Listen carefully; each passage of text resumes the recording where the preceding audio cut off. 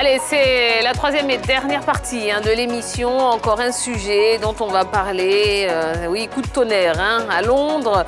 L'idylle entre Chelsea et son coach allemand Thomas Tuchel s'est achevée au lendemain de la défaite des Blues face au Dynamo Zagreb hier.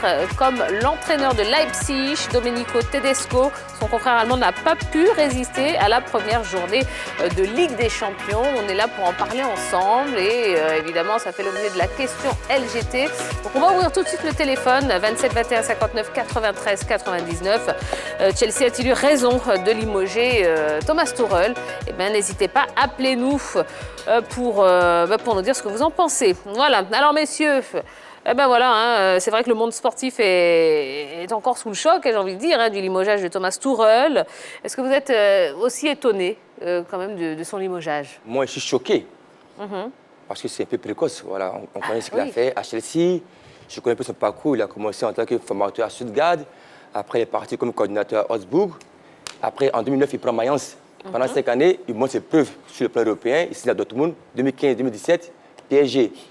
Il a gagné 7 titres en France. Il va à Chelsea le 29 mai 2021, Champions League. Il a 5 points d'Arsenal, qui est premier du championnat anglais. Je pense qu'il n'y a pas le feu. Voilà, pour moi, c'est... Je n'arrive pas à comprendre pourquoi c'est si tôt comme ça. Donc, moi, je suis un peu choqué. D'accord. Aussi choqué? Oui, mais je dis, on ne s'explique pas encore ce limogeage.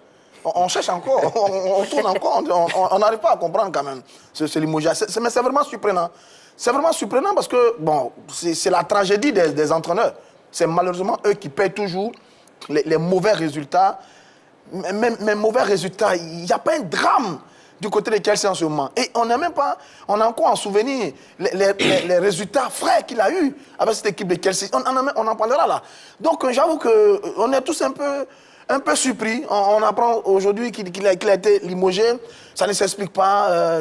Moi, je suis vraiment étonné. J'avoue que je tombe des nues parce que, à la vérité, il n'y a pas matière à le limoger. C'est un début de saison assez poussif, oui, c'est possible. Ça arrive à tous les entraîneurs. Mais qu'on le limoge sur les derniers résultats du club, bon, j'avoue que c'est assez surprenant quand même, cette décision des nouveaux dirigeants de Chelsea.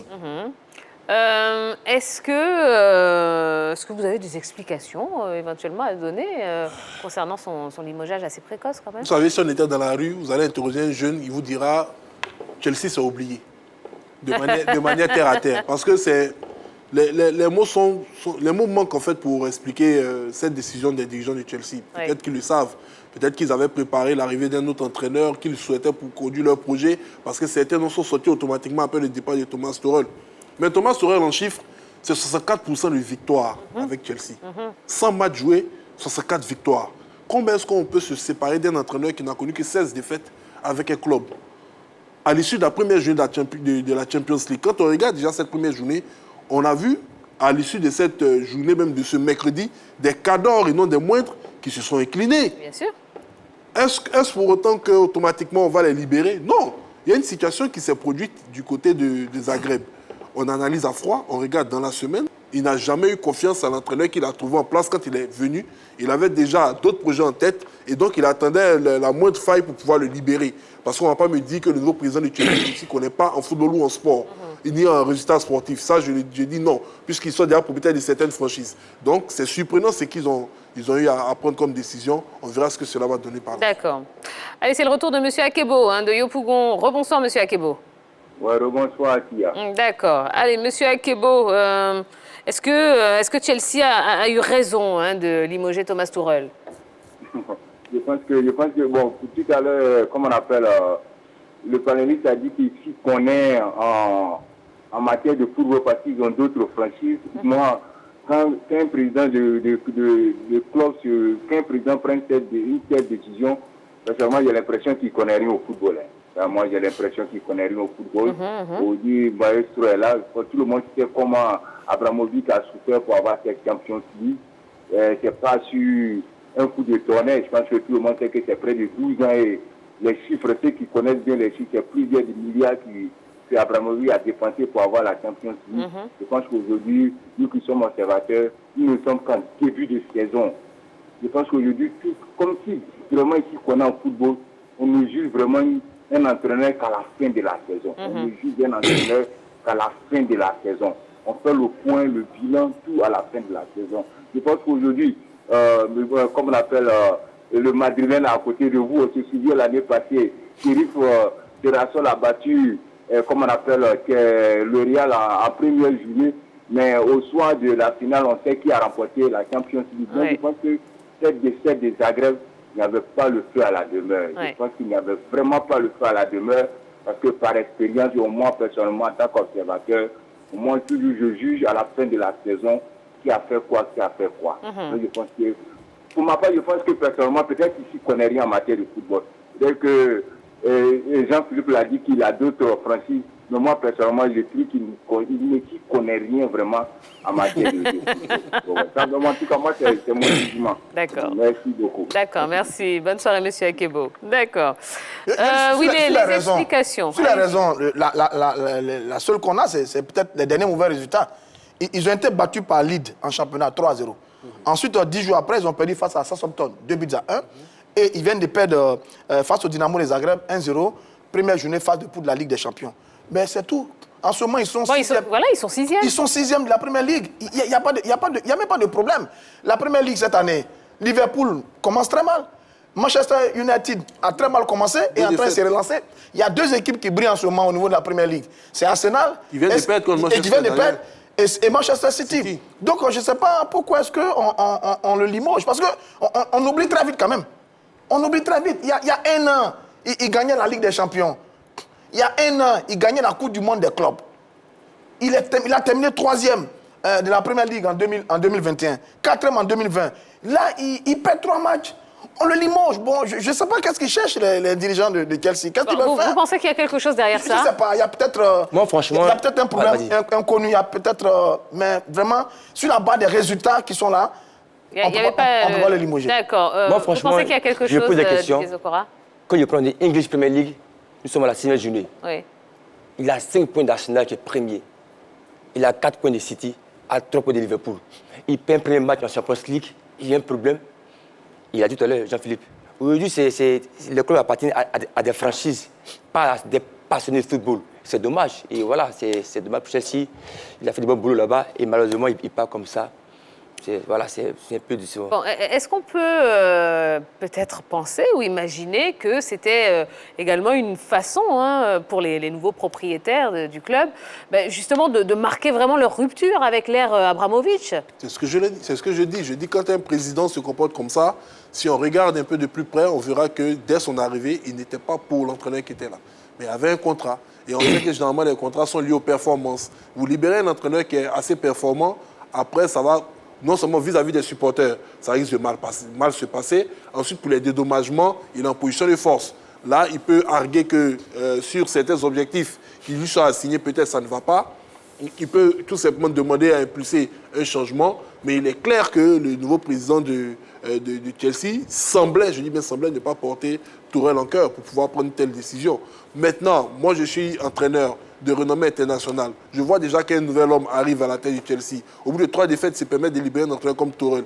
Mais je vais me poser des questions avant de signer. Quelles sont les garanties qu'il ne va pas me chasser également à la première défaite? Donc il y a tout cet environnement-là déjà managérial à revoir du côté des nouveaux dirigeants de Chelsea, sinon ils risquent de filer du mauvais côté. D'accord. Allez, un autre chanceux ce soir, monsieur Paul Valéry qui est de retour avec nous. Oh. Ah oui, généralement on dit mais c'est dur d'avoir la ligne, et on a 2 chanceux ce soir. Les gars aujourd'hui ont bloqué la ligne. Ils ont bloqué la ligne ce soir. Allez, rebonsoir monsieur Paul Valéry. Allez, on vous écoute. Est-ce que Chelsea a eu raison de limoger Thomas Tuchel? Bon, je dirais que c'est un peu trop tôt. C'est un peu tôt de le limoger. Je retiens bien ce que, comment il s'appelle, Auria Philippe a dit. Je pense que le président, le nouveau propriétaire, avait sans doute arrêté une idée que dès qu'il venait l'équipe, il devait tout changer. Mais comme il y avait un contrat, il fallait trouver vraiment un moyen pour vraiment se donner comment on appelle ça, une raison, c'est tout. Sinon, normalement, il n'y avait même pas d'urgence en cela.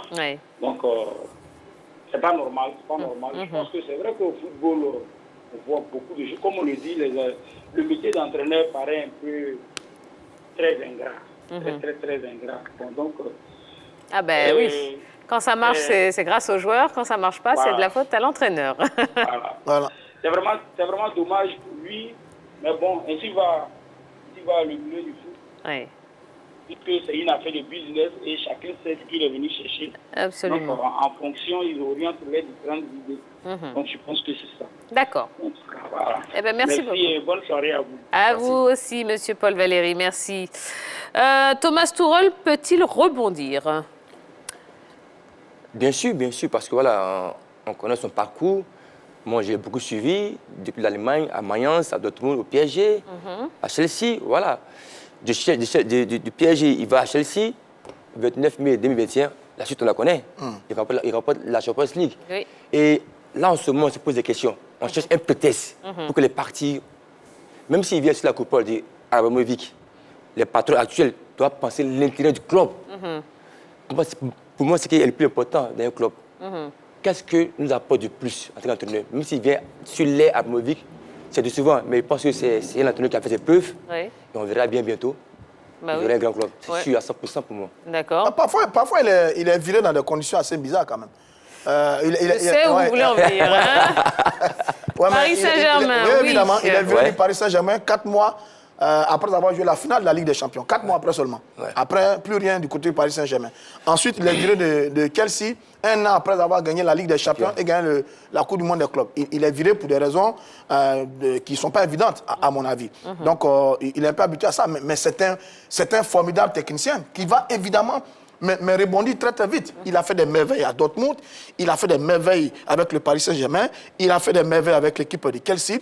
Il a du coffre, il a du bagage, il a un tempérament. On l'a vu la dernière fois sur le fameux match entre Chelsea et Tottenham. On a vu comment il a répondu à Antonio Conte, qui n'est pas un nouveau venu. Donc il a du cran, il a du caractère. Maintenant il va rebondir.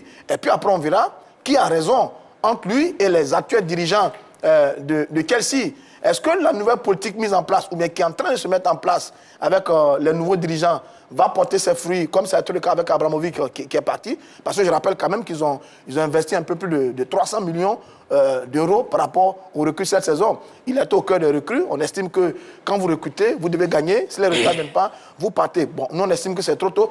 Donc, on verra un peu plus tard. Mais je pense qu'on n'est pas... Moi, je ne suis pas inquiet pour Thomas Tuchel. Il va rebondir. C'est un formidable technicien. Partout où il est passé, il a fait du bon travail. Il a obtenu de très bons résultats. Et je pense que très bientôt, il va rebondir certainement dans un autre club.